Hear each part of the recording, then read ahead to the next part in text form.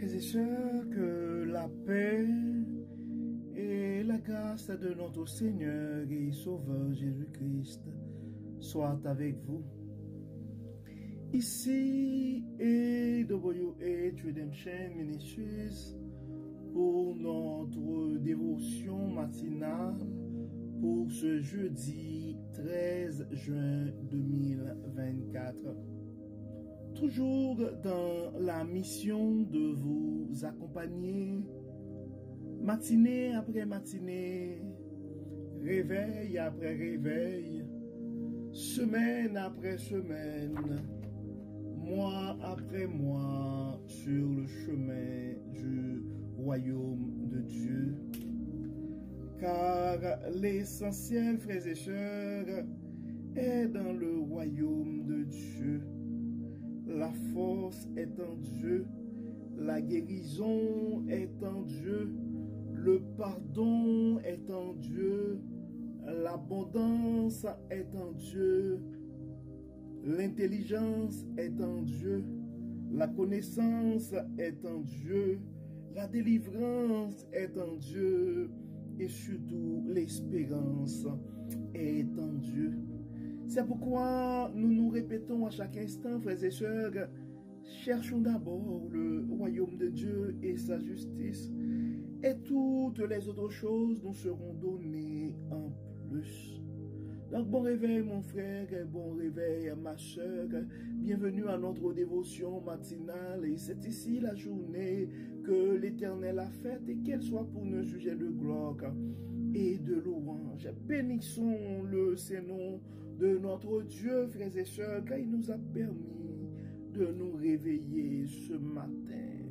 Probablement, certains d'entre vous ont souffert pendant la nuit, mais gloire soit rendue à Dieu. Tu t'es réveillé ce matin, mon frère. Tu t'es réveillé et ce matin, et ma soeur. Donc, nous devons rendre gloire à Dieu. Nous devons louer le nom de Dieu, car il nous a fait grâce. Car vous savez, frères et sœurs, la raison d'être de notre dévotion matinale, c'est pour nous aider à avoir un réveil avec Dieu. Car un réveil avec Dieu va nous donner la possibilité d'avoir une journée remplie de la faveur de Dieu. Et en accumulant des journées remplies de la faveur de Dieu, nous allons finir par avoir une année remplie de sa bonté, car vous savez, et l'année 2024, c'est l'année de la bonté de Dieu à AWH Redemption Ministries. Et en accumulant des années et comblées, remplies de la bonté de Dieu, nous allons finir par avoir une vie comblée de ses plus riches bénédictions sur plusieurs générations. Donc, frères et sœurs, Dieu veut continuer à nous parler, et le texte qui nous est confié ce matin, c'est le texte que nous trouvons en Isaïe chapitre 26, et nous allons lire les 15 et premiers versets. Donc la première partie de ce texte, c'est chant de triomphe. En ce jour-là, on chantera cet hymne au pays de Juda. Nous avons une ville qui est bien fortifiée. Dieu a fait du salut une muraille et un rempart. Ouvrez les portes et laissez-y entrer la nation qui est juste, qui demeure fidèle. À celui qui est ferme dans ses dispositions, tu assures une paix parfaite, parce qu'il se confie en toi. Placez votre confiance toujours en l'Éternel, car l'Éternel est le rocher de toute éternité. Car il a abaissé ceux qui trônaient bien haut, et il a renversé la ville inaccessible. Il l'a abaissé jusqu'à terre, lui faisant mordre la poussière. Elle est foulée aux pieds, écrasée par les opprimés et sous les pas des pauvres. Cette deuxième partie que nous allons lire à partir du verset 7, le titre c'est Prière. Le chemin pour le juste est un chemin bien droit. Toi qui es droit, tu traces la voie que suit le juste. Aussi, ô Éternel, nous espérons en toi, sur les voies que tracent tes lois. Oui, tout notre désir vers toi se porte, nous voulons te garder présent à la pensée. J'aspire à toi pendant la nuit et mon esprit te recherche au matin. Lorsque tes jugements s'exercent sur la terre, les habitants du monde apprennent la justice. Fais ton grâce aux méchants, il n'apprendra jamais à être juste. Même au pays du droit, il commettra le mal et il ne verra pas la majesté de l'Éternel. Troisième partie, à partir du verset 11, le titre c'est Plainte et retour à la vie. Quand tu lèves ta main pour juger Éternel, eux, ils ne le voient pas. Mais ils verront comment tu prends à cœur la cause de ton peuple et ils seront confus, consumés par le feu préparé pour tes ennemis. Ô Éternel, tu nous donnes la paix, car c'est bien toi qui accomplis pour nous tout ce que nous faisons. Éternel, notre Dieu, d'autres maîtres que toi ont dominé sur nous. Mais c'est toi seul que nous louons. Les morts ne vivront plus, les ombres ne se relèveront pas, car toi, tu es intervenu pour les exterminer. Tu as fait disparaître jusqu'à leur souvenir. Tu as multiplié la nation éternelle. Tu l'as multipliée. Tu as montré ta gloire. Tu as fait reculer les confins du pays sur toutes les frontières. Donc, on s'entend, frères et sœurs, depuis la semaine, et Dieu veut nous parler d'une certaine manière. Dieu veut qu'on ne perde pas espoir et qu'on puisse continuer à espérer en lui. Et que ce soit dans les textes que nous avons lus un peu avant dans la semaine, que ce soit dans ce texte, il y a un mot qui vient à chaque reprise, c'est la paix. Et on s'entend, frères et sœurs, nous avons grand besoin de la paix présentement. Parce que ce soit dans le monde entier, ce sont des bruits de guerre. Et dans des pays qui ne sont pas en guerre, il y a quand même des luttes intestines, des guerres internes, des conflits internes entre des différents groupes dans ce même pays. Et des fois, que ce soit dans les familles, il y a des chicanes de famille, des chicanes entre conjoints, des chicanes entre parents et enfants. Ben, on s'entend que de plus en plus, quand on regarde des statistiques sur des problèmes de santé mentale, nous avons de plus en plus des frères et sœurs qui connaissent quand même des tourments dans leur vie et qui cherchent une paix. Donc toi qui cherches la paix ce matin, et Dieu veut nous parler, et tu peux espérer en lui.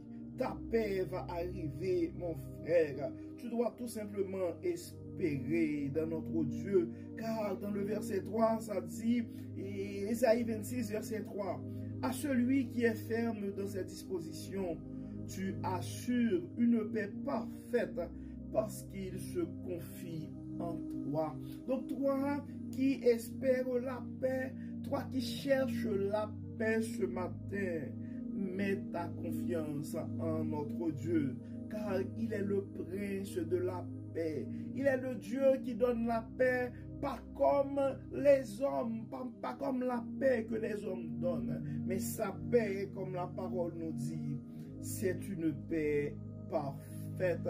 Donc nous devons placer notre confiance en lui, car dans le verset 4, ça nous dit, placez votre confiance toujours en l'Éternel, car l'Éternel est le rocher de toute éternité. L'Éternel est le rocher de toute éternité, ma soeur. L'Éternel est le rocher de toute éternité, mon frère. Je ne sais pas c'est quoi la situation que tu aimerais changer dans ta vie ou dans ton environnement ce matin. Mais une chose est certaine, la chose que tu ne peux pas changer, mais tu peux juste la confier à Dieu, mon frère. Tu peux juste la confier à Dieu, ma soeur. Comme on n'arrête pas de le dire, notre espérance est en Dieu. Notre espérance est en Dieu. Donc, si tu connais l'injustice ce matin, mais tu ne dois pas désespérer, mon frère. Tu ne dois pas désespérer, ma soeur, car ce n'est pas, et la source de ta paix ne se trouve pas dans les décisions que l'homme va prendre, mais c'est le Dieu Tout-Puissant qui va faire, qui va établir sa paix dans ta vie ce matin. Donc tout ce que nous devons faire, frères et sœurs, c'est de placer notre confiance en Dieu et de continuer à espérer en lui. Donc le psalmiste dit, je lève mes yeux vers mes montagnes, d'où me viendra le secours, et ça répond, mon secours, le secours me vient de l'Éternel qui a fait les cieux et la terre. Donc ta paix, ça viendra de Dieu. Oui, tu peux espérer en notre Dieu, mon frère. Tu peux espérer en notre Dieu, ma soeur. Je ne sais pas c'est quoi ta requête ce matin, mais la chose que je peux te garantir, tu peux continuer à faire confiance à Dieu. Et un jour, tu auras à entonner un chant de triomphe. Oui, le temps marqué, tu auras un cantique nouveau sur tes lèvres. Mon frère, ma soeur, ne te décourage pas et continue de compter sur notre Dieu, car il est le Dieu de toute espérance. Donc, comme d'habitude, frères et sœurs, nous allons prier ce matin. Nous allons demander à Dieu d'intervenir en notre faveur. Beaucoup d'entre nous ont besoin de la paix intérieure. Beaucoup d'entre nous ont besoin de la paix dans notre communauté. Beaucoup d'entre nous ont besoin de la paix dans notre pays et d'autres ont besoin de la paix dans leur foyer, dans leur famille. Et malheureusement, il y a certaines églises aussi qui ont besoin de la paix parce que la division, les chicanes, ne se limitent pas que dans les familles, mais les églises aussi sont parfois victimes, souffrent aussi et de ces problèmes-là. Car on dit souvent, là où il y a l'homme, il y a l'hommerie. Donc nous sommes des humains et avec des émotions et puis avec des différences. Donc c'est normal. Donc nous savons que le Dieu Tout-Puissant, le Dieu de paix, peut rétablir la paix, peu importe la complexité des situations. Donc nous allons vers Dieu. Prions Dieu, frères et sœurs. Dieu de bonté, Dieu de miséricorde, nous te disons merci pour ton amour, merci pour ta grâce et ta fidélité. Dieu clément, nous savons que nous sommes pécheurs, mais nous nous fions à ta bonté, à ta miséricorde, à ton amour.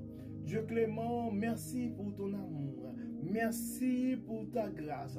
Merci Seigneur pour ta patience envers nous, car pendant cette semaine, tu n'arrêtes pas de nous envoyer sous une forme ou une autre des messages pour rappeler à nos frères et sœurs qu'ils ne doivent pas baisser les bras et qu'ils doivent continuer à espérer, à mettre leur confiance en toi. Merci Seigneur pour cette patience. Merci Seigneur pour cette fidélité. Et nous nous présentons ce matin devant toi, Seigneur, pour continuer d'intercéder pour nos familles, pour nos amis, pour nos proches et pour tous nos frères et sœurs qui nous écoutent présentement. Vous les connaissez, tu les connais, Dieu Tout-Puissant, par leur nom. Dieu clément, Dieu de bonté, nous remettons spécialement ces deux familles qui ont été victimes il y a de ça, et la semaine d'avant, et d'une tragédie. Donc, ils sont en train de souffrir avec, avec des plaies de boulure. Donc, Dieu Tout-Puissant, nous te demandons d'assister, de supporter, de soulager et de guérir ces deux familles, particulièrement les enfants. Et nous te demandons, Seigneur, de les aider à passer à travers cette situation. Leurs familles proches aussi, nous les remettons entre tes mains. De les accompagner, Seigneur, à chaque émotion, à chaque souffrance, à chaque douleur, à chaque nouvelle. Nous te demandons, Seigneur, de les assister. Nous te demandons, Seigneur, de les supporter. Et nous te demandons, Seigneur, de les aider à garder la foi. Parce que c'est facile quand ces choses arrivent qu'on pose la question pourquoi nous. Mais nous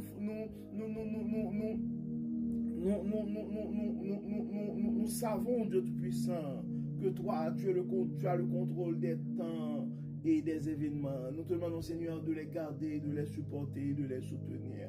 Nous avons d'autres frères et sœurs qui sont malades aussi. Tu les connais par leur nom.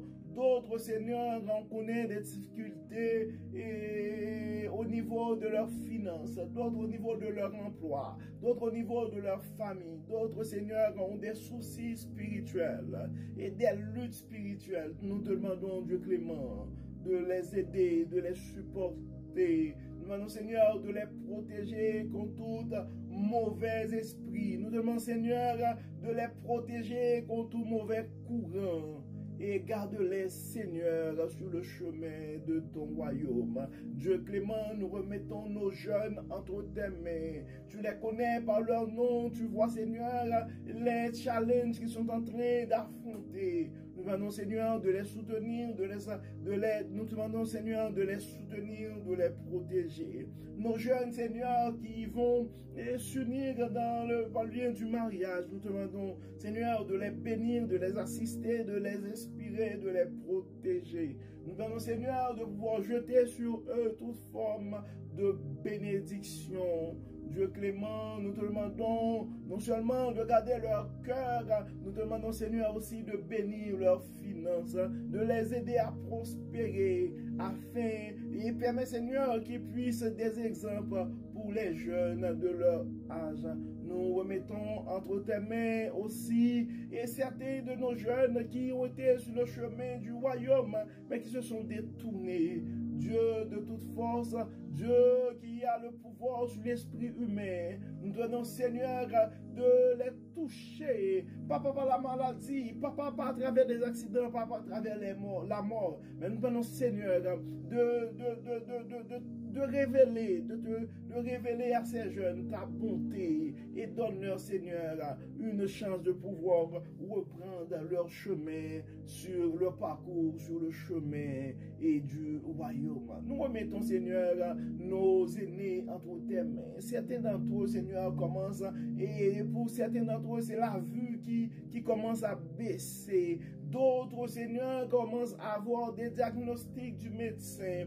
D'autres, Seigneur, ils n'ont pas de diagnostic, mais la force, ça commence un peu à baisser. Dieu clément, Dieu de toute espérance, Dieu de toute force, nous te demandons de les fortifier, de les aider à garder la foi en toi. Encore une fois, nous remettons nos malades entre tes mains. Tu les connais par leur nom, tu connais leurs adresses, tu connais leurs diagnostics, tu connais les traitements qu'ils sont en train de prendre présentement. Tu connais leur situation de famille. Nous demandons, Seigneur, de les supporter, de supporter leurs proches et de révéler ta bonté, ta fidélité à ses frères et sœurs. Encore une fois, Dieu clément, nous comptons sur toi. Guide-nous, pardonne-nous et nous continuons à espérer en toi. Au nom de Jésus. Amen. Amen.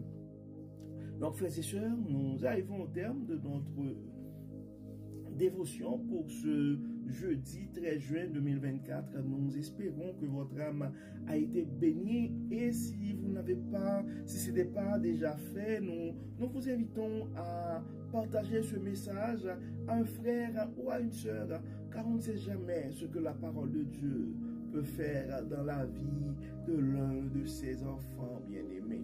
Et d'ici là, frères et sœurs, nous vous souhaitons une excellente journée sous le regard du Dieu Tout-Puissant. Que le Seigneur nous bénisse, que le Seigneur nous protège et qu'il nous accorde sa grâce. Au nom de Jésus. Amen. Bon jeudi, frères et sœurs, et à demain. Bye bye.